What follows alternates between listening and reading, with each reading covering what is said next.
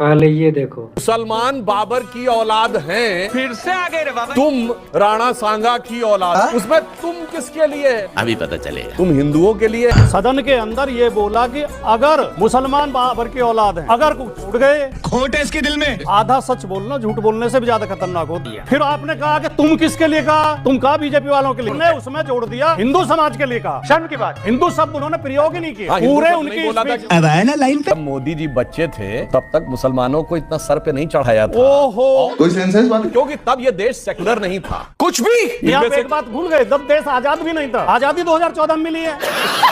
तब हिमालय में बर्फ भी नहीं पड़ती थी, हिंद महासागर में पानी भी नहीं था, और हवा तो चलती ही नहीं थी, धूप भी नहीं निकलती थी। मोदी जी सूरज लेके आए, मोदी जी चांद लेके आए, मोदी जी ने हिमालय बनाया। जो कुछ हुआ 14 के ये तो लेने के देने पड़ गए। कौन है ये लोग? कहां से आते हैं? पहले ये देखो। इमरान को खुद एक शायर को एक पार्टी का गुलाम बनना पड़ा ताकि उनकी आवाज मैग्नीफाई हो। तो रुको जरा, पहले तो आपके सवाल में जो शब्द है, आप आज तक में नौकरी कर रही हैं तो आज तक की गुलाम थोड़े ही हैं।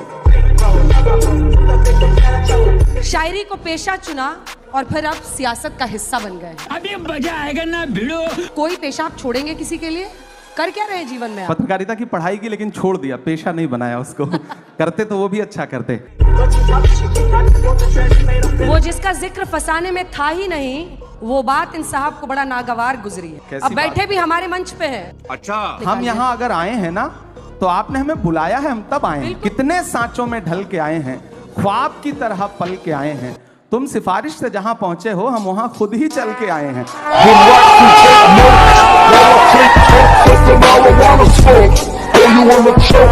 कौन है ये लोग? कहां से आते हैं? पहले ये देखो। असीम वकार साहब। ओ एक सेकंड, क्यों? क्या हुई?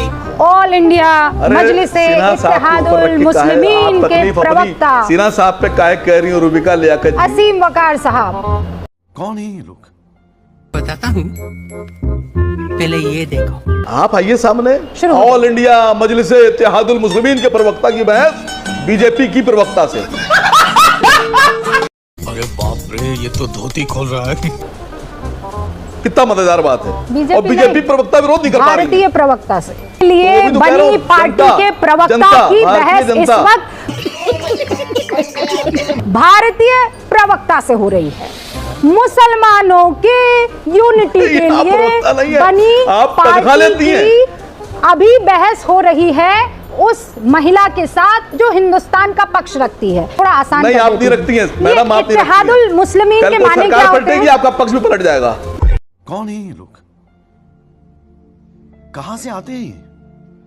पहले ये देखो। इमरान को खुद एक शायर को एक पार्टी का गुलाम बनना पड़ा ताकि उनकी आवाज मैग्नीफाई हो। तो रुको जरा, पहले तो आपके सवाल में जो शब्द है, आप आज तक में नौकरी कर रही हैं तो आज तक की गुलाम थोड़े ही हैं। शायरी को पेशा चुना और फिर अब सियासत का हिस्सा बन गए। अभी मजा आएगा ना भिड़ो। कोई पेशा आप छोड़ेंगे किसी के लिए? कर क्या रहे जीवन में आप? पत्रकारिता की पढ़ाई की, लेकिन छोड़ दिया, पेशा नहीं बनाया उसको। करते तो वो भी अच्छा करते। वो जिसका जिक्र फसाने में था ही नहीं, वो बात इन साहब को बड़ा नागवार गुजरी है। अब बैठे भी हमारे मंच पे है। अच्छा, हम यहाँ अगर आए हैं ना तो आपने हमें बुलाया है, हम तब आए हैं। कितने सांचों में ढल के आए हैं, ख्वाब की तरह पल के आए हैं। तुम सिफारिश से जहां पहुंचे हो, हम वहां खुद ही चल के आए हैं।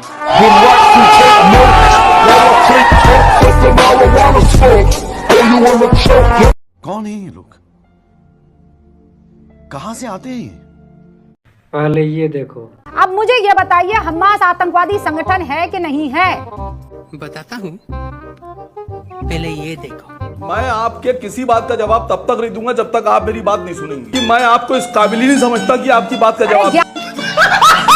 कान मत दीजिए ना यहाँ बैठकर जबरदस्ती। तो आए क्यों है यहाँ पर? समझता क्या नहीं, आप इस काबिल ही आप नहीं यहाँ पर आए क्या है करने के लिए? आए क्यों है फिर यहाँ पर जब सवाल का जवाब ही नहीं देना है? कोई बात नहीं,